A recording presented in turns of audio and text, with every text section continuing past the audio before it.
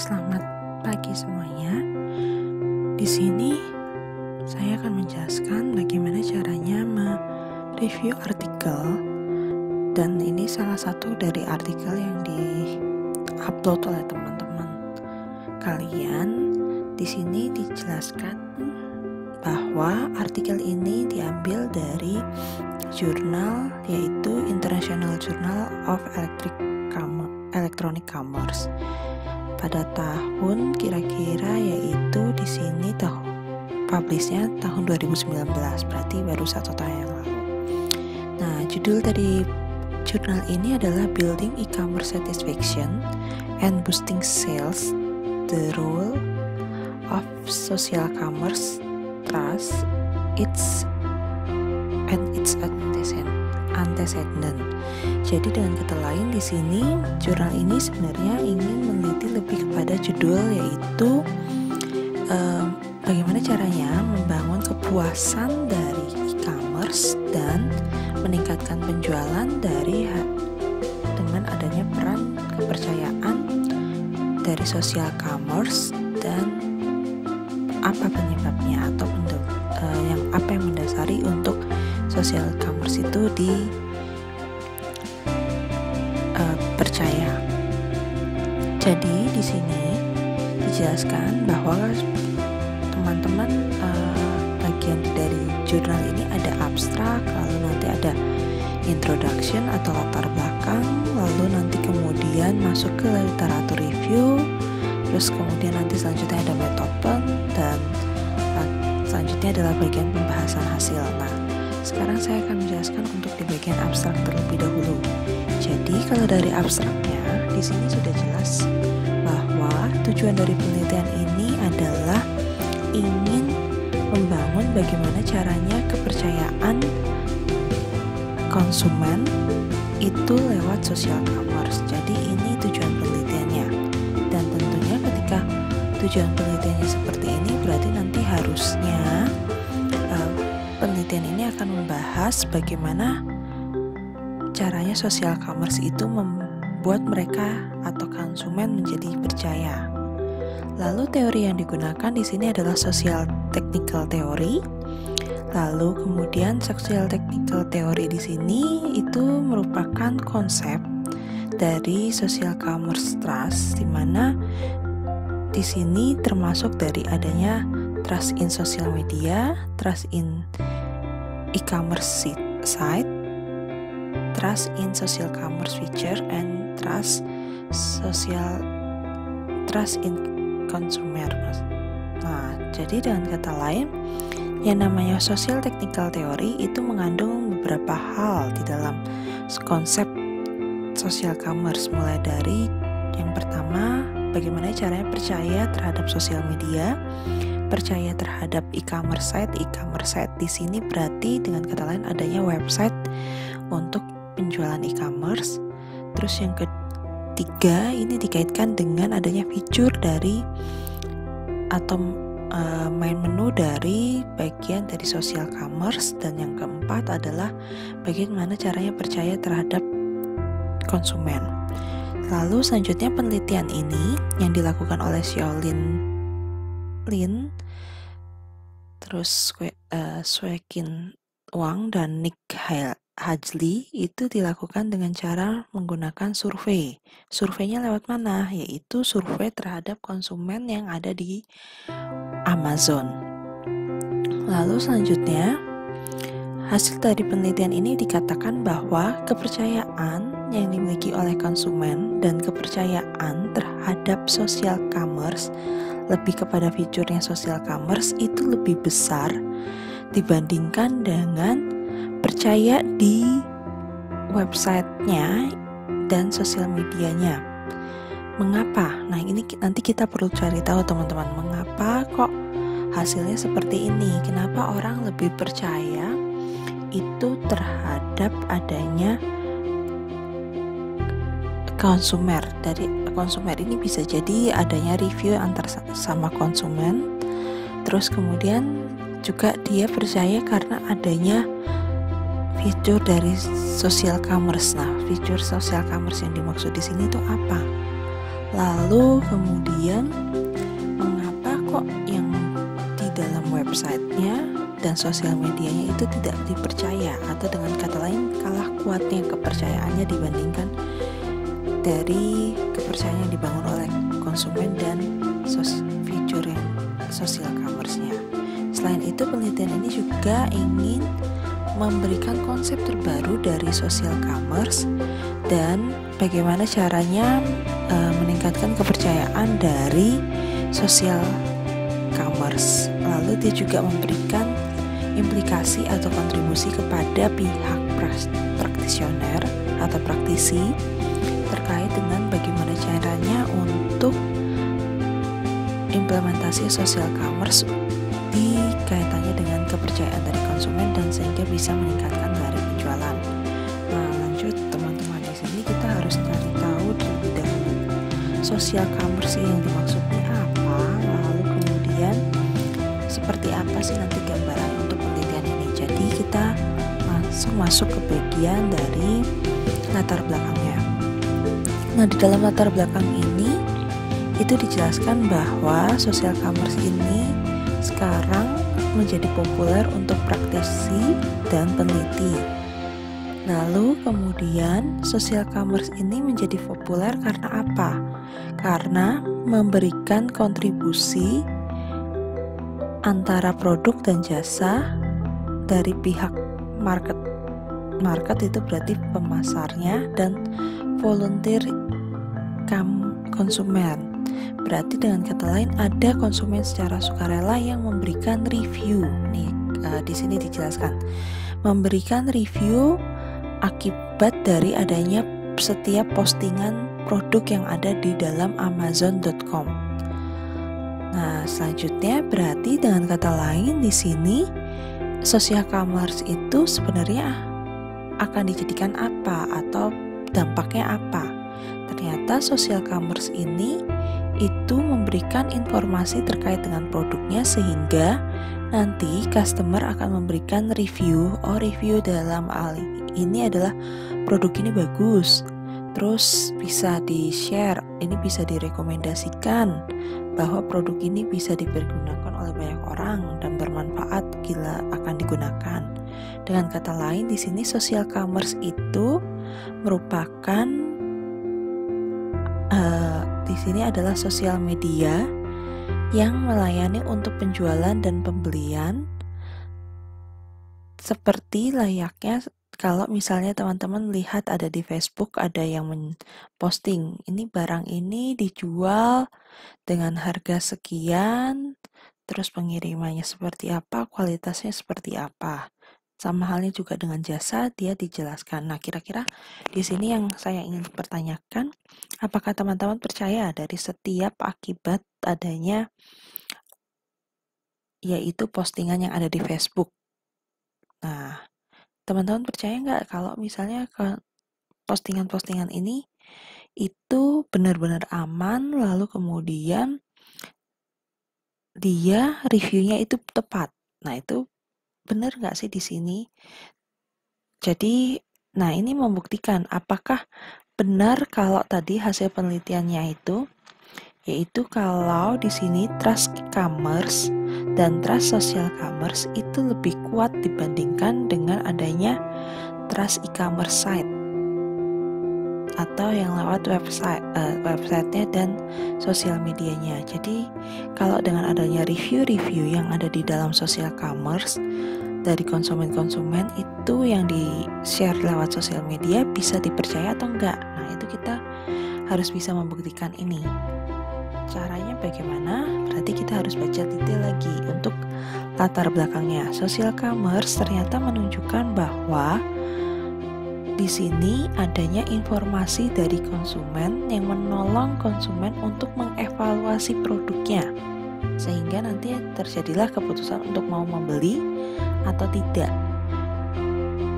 Nah, terus kemudian di sini juga dijelaskan penelitian ini itu dia akan memberikan contoh bahwa konsumen ini sering memberikan informasi lewat sosial media melalui e-commerce site. jadi dengan kata lain, bisa jadi ada produk yang di-share di dalam websitenya, lalu kemudian di-share informasinya lewat sosial media seperti layaknya Facebook. Itu diberikan kontennya seperti apa, diberi informasinya bagaimana.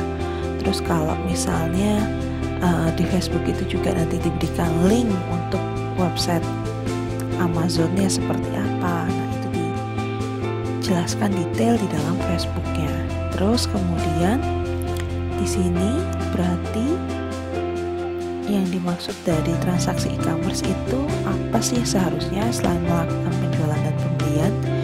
Biasanya nanti dia akan ada kaitannya dengan kepercayaan konsumen yang dikaitkan dengan adanya, yaitu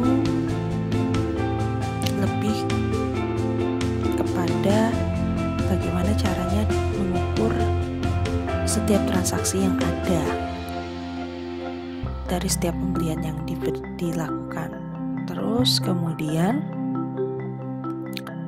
di sini juga penelitian ini juga memberikan bahwa tujuannya akan ada yang namanya memberikan konsep dari social commerce trust atau kepercayaan social commerce, dibangun dari perspektifnya dan penyebab bahwa atau perspektif penyebab dari social commerce sendiri. Selain itu, penelitian ini juga mengisi gap terkait dengan social commerce, termasuk dengan e-commerce site, terus customer, sosial media, dan fitur social commerce. Lalu kemudian dia juga memberikan adanya konsep bahwa kepercayaan di sini lebih kepada antecedent atau mendorong untuk perspektif dari sosial media itu percaya seperti apa. Lalu kemudian bagaimana kaitannya di sini membangun kepercayaan dari social commerce-nya. Nah, lanjut aja di sini teman-teman. Di sini akan ada teori tentang trust. Trust itu apa sih? Nah, ini dijelaskan detail. Jadi kalau logikanya kalau orang percaya akan suatu hal, pasti dia akan memutuskan untuk membeli kalau dikaitkan dengan konteks dari penelitian ini. Jadi kalau kita percaya terhadap sosial medianya, percaya dengan social commerce site-nya, berarti trust ini lebih kepada memutuskan untuk mau membeli atau tidak, percaya dari akibat apa. Terus kepercayaan ini bisa ditimbulkan dari mana? Yaitu dengan cara electronic word to mouth, atau dengan kata lain setiap akan adanya review yang dibuat oleh konsumen lain. Terus ada loyalty, terus ada keinginan untuk membeli kembali atau visit kembali dari website tersebut atau sosial media tersebut terkait dengan review-reviewnya tentunya. Jadi dengan kata lain, ketika teman-teman nanti mau menjelaskan tentang teori, coba dijelaskan dengan logika-logika yang ada dikaitkan dengan penelitian ini. Seperti itu. Ini cara mereview yang baik. Nah, lalu kemudian nanti dia akan menjelaskan trust itu seperti apa detailnya. Nanti bisa teman-teman berikan contoh detailnya. Oh, ternyata caranya membangun kepercayaan dari konsumen itu ya berarti akan ada banyak posting terkait dengan barang tersebut, atau dengan kata lain semuanya bisa saling berinteraksi seperti ini, sehingga mereka memiliki kepercayaan, oh saya akan membelinya loh.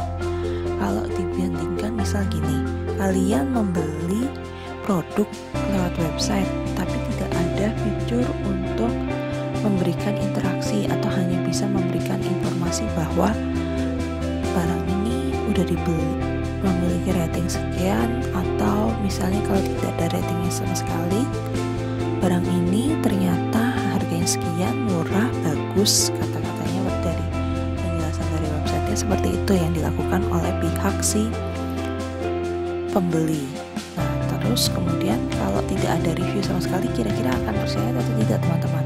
Tentunya pasti kalau tidak ada reviewnya bisa jadi kalian tidak akan percaya untuk membeli produk tersebut. Nah, sama halnya di sini penelitian ini. Kalau penelitian ini ternyata dijelaskan bahwa trust itu dibangun karena akibat adanya konsumen yang saling bisa berinteraksi, menjelaskan bahwa barang tersebut tuh baik, barang tersebut itu jelek, sebaiknya tidak dibeli karena misalnya barang ini sekalinya dikirim ternyata tidak bagus packagingnya. Nah, itu dijelaskan di sini. Lalu kemudian social commerce perspektifnya seperti apa, terus kemudian dijelaskan juga social commerce trust ini bagaimana, yang tadi ternyata di dalamnya ada seperti ini, mulai dari teknologinya, ada dari sosial medianya, websitenya, fiturnya, lalu dari orangnya, itu dari konsumennya. Lalu kemudian people dimension ini dijelaskan semuanya tentang teknologinya, itu seperti apa sih yang bisa membangun kepercayaan. Ternyata benar kan, adanya rating, customer review atau dari customer saling memberikan review, adanya sharing dari semua yang ada barang-barang tersebut benar atau tidaknya. Nah, kalau dari segi people, berarti di sini dia memberikan lebih kepada sharing pengalaman dari membelinya seperti apa. Nah, jadi kalau teman-teman bisa dilogika juga, kira-kira orang itu akan memberikan banyak rekomendasi untuk membelikan barang ini atau tidak. Nah, itu biasanya kalau website yang baik atau fitur dari sosial media yang baik atau social commerce itu harusnya memberikan ruang atau memberikan tempat untuk saling bisa memberikan pendapat agar bisa konsumen lain yang memberi barang di tempat tersebut bisa lebih percaya dan mau membelinya atau membeli secara lebih loyal lagi, atau bisa bolak-balik untuk membeli yang namanya barang tersebut. Terus kemudian langsung ke bagian hipotesis. Jadi hipotesis penelitian ini mulai dari H1 ya, H1A. Di sini social commerce ternyata memberikan dampak positif dari adanya kepuasan. Nah, bisa dilogika saja teman-teman di sini. Kita lihat kepuasan apa sih yang dimaksud. Jadi social commerce itu dia memberikan kepuasan akan adanya keinginan, atau di sini lebih kepada engage transaction. Jadi kalau adanya social commerce terus memberikan interaksi antar konsumen, itu konsumen jadi puas nggak untuk ketika membelinya? Tentunya kalau kalian membeli barang tersebut kemudian ada yang saling berinteraksi, konsumennya pasti akan menjadi puas atau percaya untuk membeli barang tersebut. Nah, itu logika dari logika dari hipotesis pertama. Nah, sama halnya dengan misalnya di sini social commerce ternyata memiliki dampak positif untuk perilaku terhadap pembeliannya. Nah, berarti dengan kata lain benar kalau di sini social commerce yang ada saling di-review, terus kemudian mereka jadi lebih tertarik untuk membeli produk tersebut. Nah, seperti ini teman-teman. Jadi konsumen akan memberikan dampak yang saling atau dengan kata lain saling care, saling peduli satu sama lain, memberikan informasi terkait dengan apa yang dibutuhkan, terus kemudian akhirnya saya tertarik untuk membeli barang tersebut, atau tertarik untuk dengan kata lain bisa membeli barang lagi di sana di website tersebut, atau dengan kata lain benar-benar customer itu puas karena akibatnya adanya interaksi tadi. Jadi teman-teman ketika nanti menjelaskan hipotesis, diusahakan untuk memberikan logika-logikanya seperti apa. Terus kemudian lebih baik lagi kalau bisa nanti menjelaskan sampai logika yang di dunia nyatanya. Contoh misalnya kalau di Tokopedia itu kalau teman-teman cek ternyata ada ya fitur untuk saling memberikan komen review antar konsumen. Biasanya kalau misalnya kalian habis membeli barang di Tokopedia, kalau kalian mau sharing suatu pengalaman, di sana penjualnya memberikan, oh gimana reviewnya, barang kami bagus atau enggak. Nah itu mereka minta di review, dan sehingga nanti konsumen lain yang mau beli barang tersebut menjadi percaya. Sama halnya dengan misalnya di sini ternyata untuk hipotesis 2 juga sama, dia e-commerce itu akan memuaskan jika apa, atau dengan kata lain konsumen itu akan puas untuk membeli barang tersebut jika apa. Jadi dengan kata lain di sini adanya pengalaman masa lalu yang di-share oleh konsumen yang ada. Jadi ya tadi yang seperti saya sampaikan, kalau ada pengalaman-pengalaman dari masa lalu akan adanya pembelian barang yang di-share oleh konsumen, pasti akan lebih dapat dipercaya. Jadi seperti itu nanti untuk menjelaskan di bagian hipotesis teman-teman. Nah ini model dari penelitiannya. Jadi kalau misalnya nanti teman-teman bisa menjelaskan model penelitian ini, misal gini, ini kan variabelnya itu ada social support, terus ada customer review quality, social commerce trust, lalu ada e-commerce satisfaction, purchasing behavior. Jadi dengan kata lain, penelitian ini kalian bisa jelaskan jadi satu aja, jadi satu logika.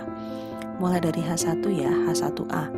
Jadi yang namanya pembelian lewat social commerce atau tadi lewat sosial media yang diposting tentang informasi produk dan jasanya akan membuat konsumen itu menjadi puas ketika apa? Yaitu adanya share dari pengalaman masa lalu atau adanya review akan ada barang jasa tersebut, sehingga konsumen memutuskan untuk bisa membelinya.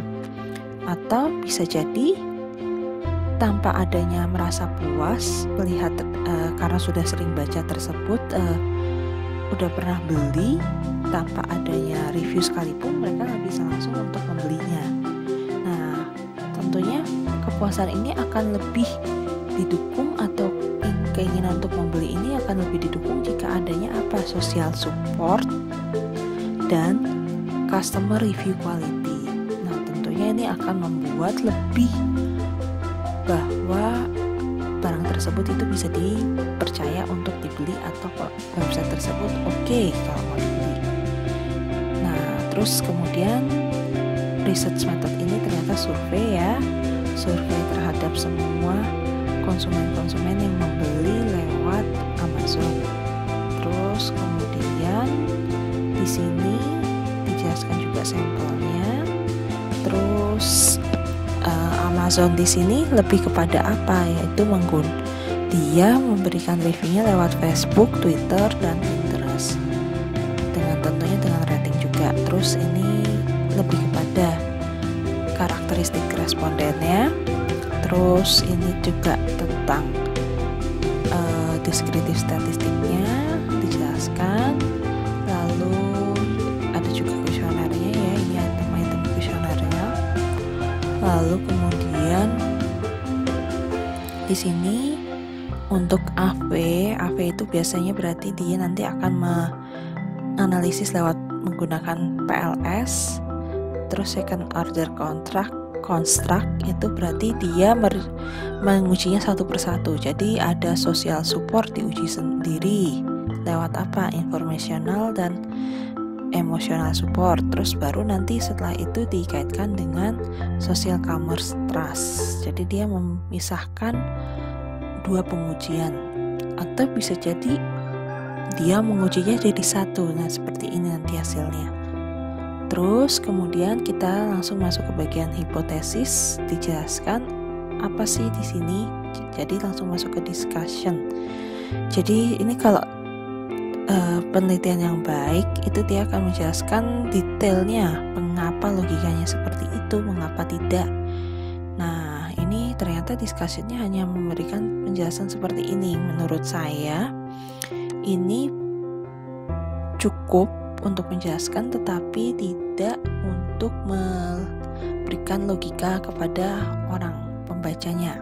Jadi jurnal ini bagus, tapi hanya kualitasnya cukup, tidak lebih dan tidak kurang.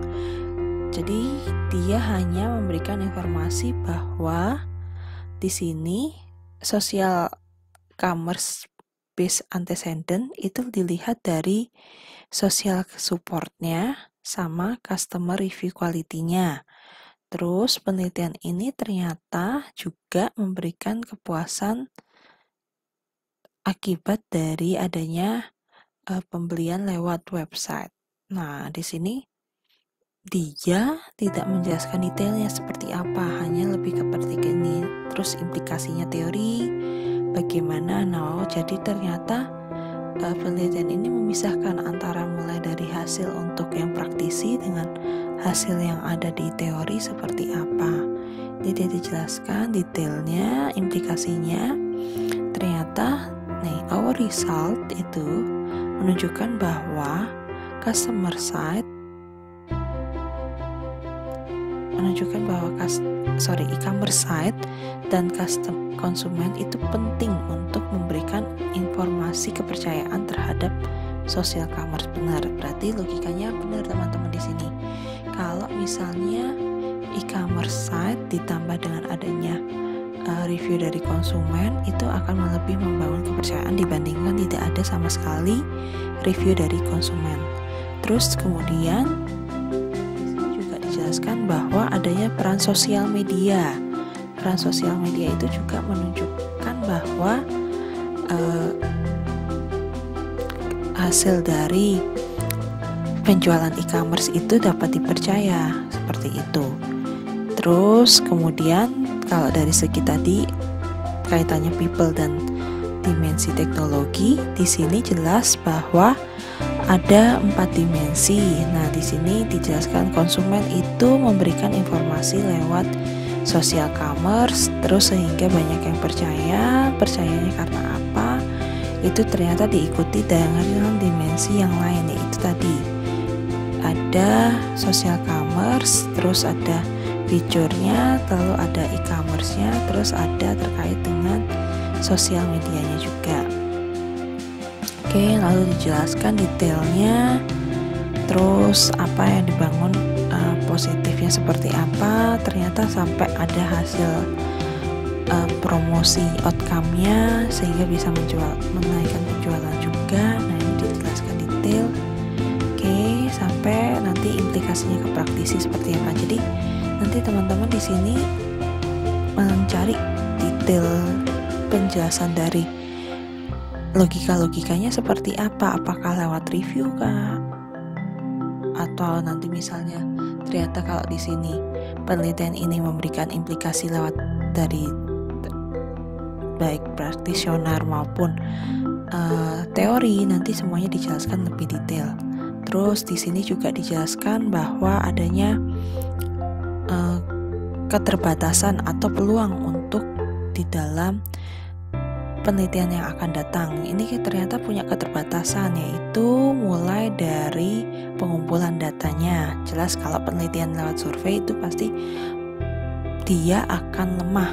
Nah, kelemahannya karena apa sih? Nah, itu perlu dicek di dalam buku metodologi penelitian. Jadi kalau teman-teman cek di dalam buku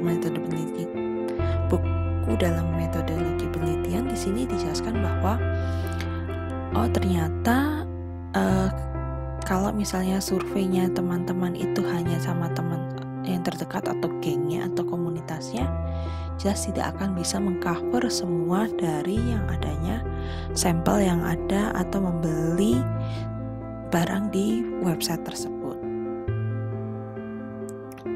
Terus kenapa kok demikian? Jadi bisa dilogika aja gini. Kalau kamu biasanya menyebarkan menyebarkan kuesioner lewat ini dari yang namanya kaitannya dengan si komunitas atau dari teman-teman yang kamu kenal. Nah, berarti teman-teman yang kamu kenal itu juga hanya nge-share dengan terbatas, atau bisa jadi malah tidak di-share sama sekali. kuesioner tersebut. Nah, itu jelas membuat kelemahan di dalam penelitian kalian. Terus penelitian ini ternyata memberikan rekomendasi untuk penelitian yang akan datang, bisa dengan cara lewat theoretical, terus memberikan variabel moderasi antara hubungan social commerce dengan e-commerce, outcome-nya seperti apa. Terus dia juga memberikan rekomendasi coba kalau dilakukan penelitian ini tidak hanya setahun atau satu periode, atau dengan kata lain longitudinal, itu juga bisa. Terus kemudian bisa dilihat dari loyaltinya juga. Nah, terus kemudian nanti masuk ke konklusi. Jadi nanti saran saya ketika teman-teman membaca setiap jurnal itu dimohon dari abstraknya dulu, lalu kemudian ke introduction-nya, baru nanti kalau udah oke, bacalah ke bagian yang namanya yaitu hasilnya atau hipotesisnya. Syukur-syukur teman-teman bisa menjelaskan dengan pengembangan hipotesisnya.